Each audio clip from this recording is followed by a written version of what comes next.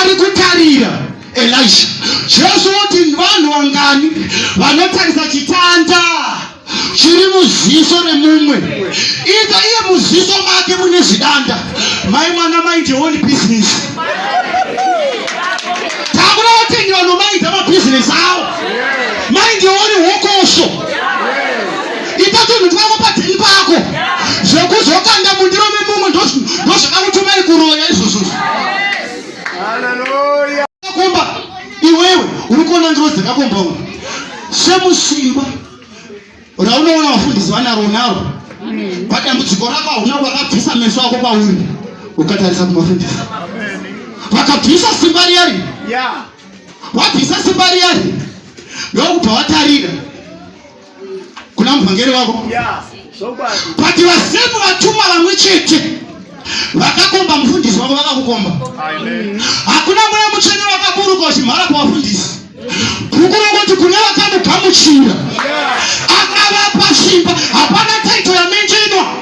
Pangonzi kune vakamugamuchira akavapa simba.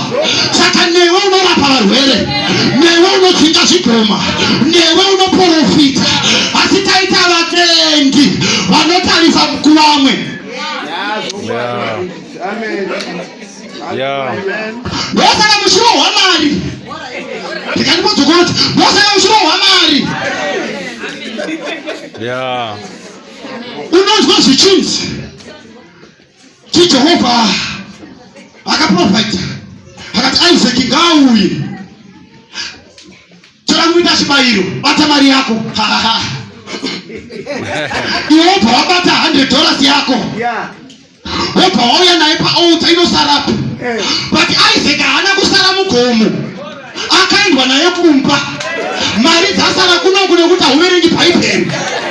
Dai waverenga bhaibheri usingarohwi mari, haudi kuparidzirwa altar kwekuti bhadhara. Mari dzasara. Kumba uko kuna chihera unotorohwa nenako. Nekuti Abraham aitotya kurohwa. Ndosaka asina kuudza Sara. Aitoziva kuti naSara inondobaka kumba uko. Saka mukapa mari kuchechi mukarohwa musada navafundisi kumba kwenyu. Nekuti masiya mari kunoku. Usatarira zvisvo kune vanhu. Verenga bhaibheri shoko raMwari. Zvinonzi Pauro apedza kuparidza baba. Paiva nechechi yainonzvera magwaro. Manje chechi yamazuva ano ikapedza kuparidzirwa yakundongwavha ngwavha iti kurove mari. Kusvika wakugona kuverenga bhaibheri rako uchiziva who you are in Christ. Your weaknesses ndodzaari kutsvaka. Ipapo kumba hakurohwi mazai. Uyai nemazai enyu. Uyai nebrela. Ipapo muprofita apinda mufiriji make akaona kuti hamuna madomasi. Dhimoni renyu maimwana shakatika riri kuda domasi. Idhimoni ripi roda domasi iroro? Munyama unoda kugezwa nemukaka. But chigubhu chakazara cheseka. Haugezi muti chigubhu chese. Paneswa chiliti. Chonzi chidonwedo. Chobva chanzi kuferi. Vakomana vaya vakomana vagara kungonokora mari. Vakomana torai misho kusenda. Munyama wobva vasara vakatiti. Wakuita munhu wekungotenderera chete. Maiweza. Wakuita munhu wekuti vafundisa havana simba. Vakanditurika maoko pamusoro rufo. Ndakaturikwa nevanhingi. Ini kuchechi kwacho handichaendi. BP yashuta manje. Ndiwe usina power. Nekuti hausi kuziva who you are in Christ. Dai waiziva kuti uri muna Kristu uri ani. Dai kusina koni meni iri kukukona. Chandiri kuti iwe apostle. Dai kuti umbozvivheneka nichiparidza panapa. Upe wazviziva kuti uri ani. Upe wazviziva kuti unozvigona. Ndobva ndaona manje ndichifara panapa. Ndokubva nhume dzatumwa. Zvikanzi vakomana ndeuku.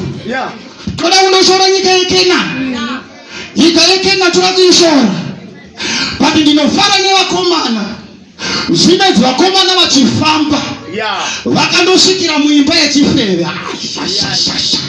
Ndokubva vandosvikira pamba pechifeve. Havana kwavo muguta mavakazara vanonamata. Muguta mavakazara vanhu kwavo. But nhume ndokubva dzaona Kuti hatisvikiri pamba pevanhu pasingambosvikwe. Okay. Hatisvikiri pamba pasingambosvikwe. Tinosvikawo kunosvikwa. Hama hadzishanyi pamba pakuona kuti hapanosvika, panotyisa kusvika. Unonyima zvekuisa majariri mutipi. Zvekuti unopiwa jariri rakoma kuti ga. Uchaita 1 hour uchingocheka nemaka. Chingwa chinoputsikira kune chinorasvika ndichicheka majarini. Zvanyima iwe. Weakness yako inobva yatavinga vasikatani.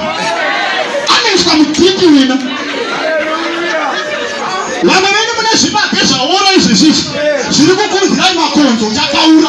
Kusvika wabudisa chibage ichocho. Zviputo